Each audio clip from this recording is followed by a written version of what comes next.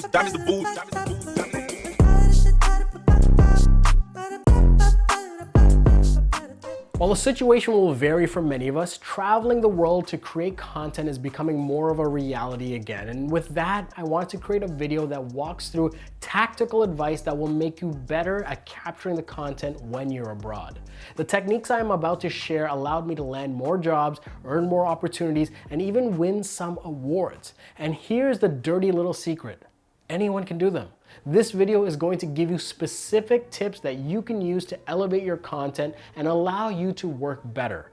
And look, I know we're used to YouTube tutorials that take far too long before the actual insights begin, but I don't have much time today. So as soon as the intro music's done, we're gonna get into it. But God might be on vacation, and the promised land they ain't never promised. My baby telling me to be patient, but the devil always working overnight, my darling. I hope you got your notepad ready because here's the first gem. Scout like a reporter. The one thing that may give you the biggest return on your investment, especially with respect to all the advice I'm about to share, is regarding your pre-production.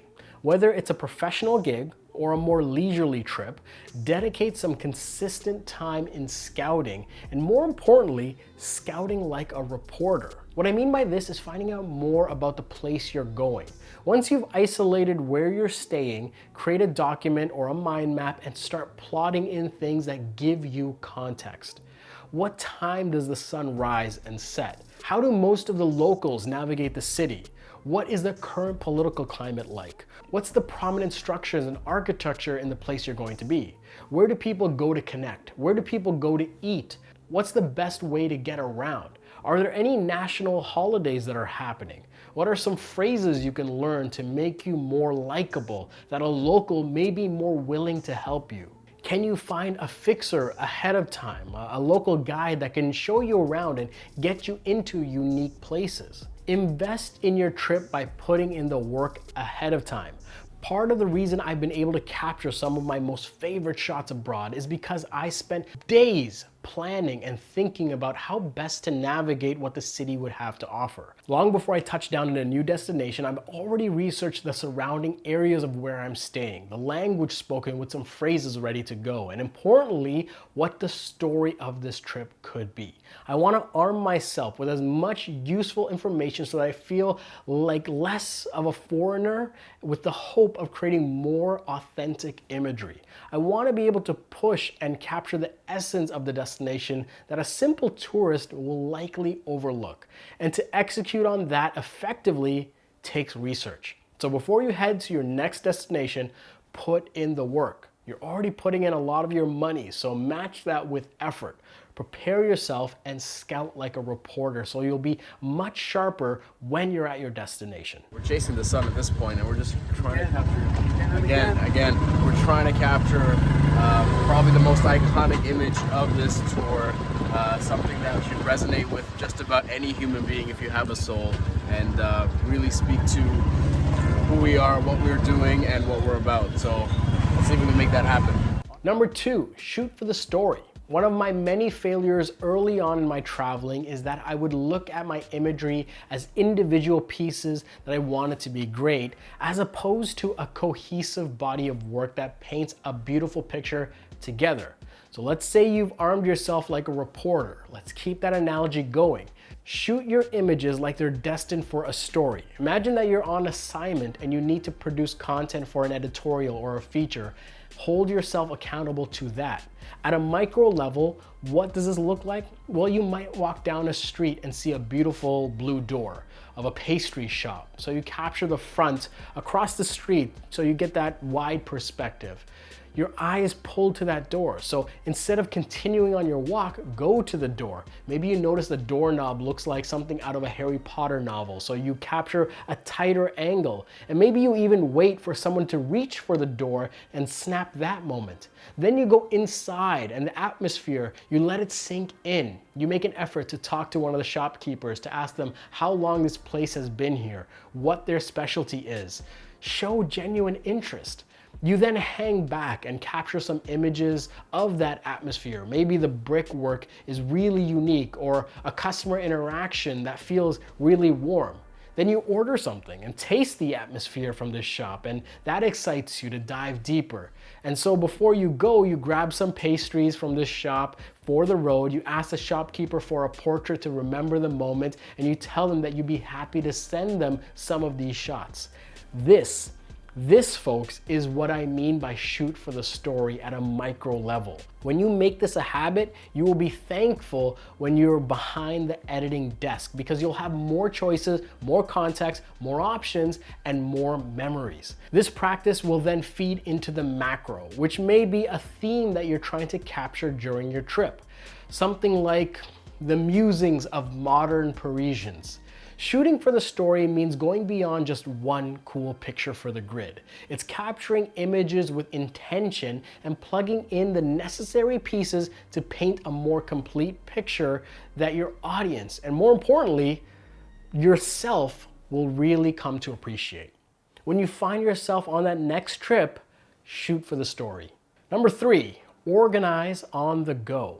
Whether it's every day or every other day, build in time during your trip to organize your footage in a methodical way. I want you to imagine that you're giving your footage to someone else, maybe an editor. How would you structure the footage so that it makes sense and they can easily find what they need? What this can look like is a folder for each day with subfolders for specific locations, and then further folders separating file types like stills and video. You can take this even further by quickly previewing your material and adding color tags to mark location changes or favorites. For me, I plan time each evening no matter how late or how tired to dump the footage and organize it. I'll then wake up and quickly skim through, tag some favorites that I want to come back to when I'm back home. The reason you do this is to make your future self work smarter and feel happier. Believe me, you will thank yourself later when you've gone through the effort to execute this strategy regularly during your trip. It's not the sexiest thing, but it fucking works. One thing I'll also add here is that I make sure to bring enough memory cards so I likely won't have to format anything during my trip, and 1 or 2 portable hard drives to offload all my material. If possible, I'll look to find at least one night in a place with good internet to upload all that footage. So at worst, I have 2 copies of all my shots, and at best, I have 3 copies even before I make it back home. Number 4, eliminate variables. With each trip, I find myself packing with more and more intention. When I look at my gear now, each camera has to earn its spot. Ask yourself, why are you bringing this camera? What are you going to be capturing with it? Which lens will allow you to do this effectively? Do you need another lens? Do you need another camera? During my last major trip, I had 1 lens for my digital camera, 1 lens for my film camera. The result is 0 time thinking about which lens and just focusing on the result for the best shot possible. I'd have a 50mm equivalent lens on my digital camera and use that to capture. And if there was something that was special that I feel like would actually look really good on film, I'd just switch. When you pare down your kit, you'll naturally eliminate variables and it becomes exponentially easier for you to just focus on the moment in front of you. So take from someone that took way too long to learn this lesson and probably has early onset scoliosis, strip down to the essentials, eliminate variables, pack with intention. Really quickly, before we get back to the video, last year I launched my print shop, and this is something that has been near and dear to my heart. And this year, I'm gonna be doing something different where each month I'll be uploading a unique print, and they'll be in limited quantities, so once they're gone, they're gone. And I'm gonna try to bring a new print each and every month. Each of these images is shot, edited, and printed in studio by yours truly. They are signed, they are numbered, and they are delivered from me to you with a unique message. So if you are interested in some unique artwork, if you're looking to support the channel, this is a great way where you can directly support what we're doing here and get some dope art in return, and even some award winners. So if you are curious, the link is in the description. It is my print shop. Please do consider checking it out, and who knows, maybe you'll find something that means a lot to you as well. Number 5, value your subjects. You are a foreigner. Even if you're going back to your country of origin, You are a foreigner. At some point, your trip ends and you get to go back home. With that mindset, think about what you leave behind. What does your footprint look and feel like? Will you be that photographer that's hiding away, sneaking shots and startling people? Or will you look to take that initiative and engage, build bridges, and be more of an ambassador, not just for your country, but for this genre? Whether you like it or not, how you carry your camera speaks to the genre and will leave an impression on the bystanders. Sometimes it's big, other times it's small, but it shouldn't be ignored. For example, it's not uncommon that in your travels you'll come across people that are far less well off than you are, but they exude grace and dignity in how they carry themselves, so you take a picture. I will tell you, as much as you can, make an effort to dialogue with them. Maybe it's before, maybe it's after, because you don't want to disturb the moment, but look to be a conscious traveler and give your subject some value back. Some of my favorite moments are talking to locals and letting them know how great they look and how I'd love to take a picture of them and share it with them afterwards. It really makes the moment that much more meaningful. And more importantly, you have the ability to truly make someone's day with your camera. So when you're on your next trip, think about the value for your subjects and how you can expand it as much as you can. Number 6 is work the scene. How many times has this happened to you? You see something, so you get in position, get the right composition, measure the light, snap your photo, review it, and then keep walking. Stop doing that. If you're abroad and there's something that has grabbed your attention, that means that something has passed the subconscious part of your brain, broken through that basal ganglia, and captured your conscious mind. So instead of shooting one picture or two pictures, take your time, move your feet, and work the scene. Anyone that travels with me knows that if we're on a walkabout, we're not going anywhere in a hurry. Something will catch my eye and immediately I will stop. I'll look at what really captured my attention, look for the lines and the contrast and fine composition, snap a frame, and then wait a bit and capture another, and then move my feet and find an alternative perspective. Think of this spot as your studio for the next 10 minutes and that you're paid to be here. Well, you did pay to be there, so look to mitigate the chances of missing the moment and really work the scene. If something caught your attention, odds are there's more than meets the eye. The Transformers, more than meets the eye. Cheesy 80s reference aside, we all know the saying that luck is when opportunity meets preparation. A lot of the gems that I've shared so far are about preparation. This one is about fostering opportunity so that you can create your own luck. This is so that you can make a moment that will really stand out and maybe, just maybe, make the entire trip worth it. Work the scene. Number 7, find the fun, share the love. The last thing I hope to impart on you is something that probably means the most to me, and it's quite simply, find the fun, share the love. Look, in this increasingly digital world, there's this opening for us to feel external pressure to perform or deliver. What's worse is that this can manifest into feelings of inadequacy and looking back at your memories in a more cynical way. Quite simply, it can be a shitty feeling. Treat yourself with compassion and look to nurture your creativity.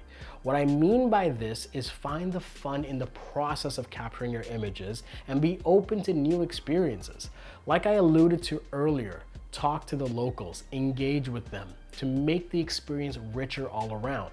Give yourself a break and sometimes just enjoy the moment itself. And to take this even further, share the love. You've brought your camera, so make yourself open to the service of others. If another tourist asks to take a picture with their phone, ask if you could take a portrait on your camera as well and direct them to your Instagram or email that you'll send it later to. And yeah, I get a ton of great images, but what's more important is that I feel like I've really fed my soul.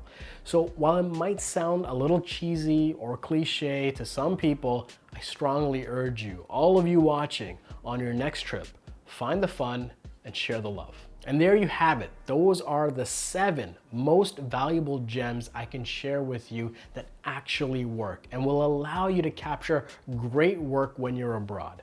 More importantly, I'd love to hear what you think. If you found this valuable, it would mean a lot to me if you hit that subscribe button and support this journey. As always, my name's Gajan. Thank you so much for watching, and I'll see you next time.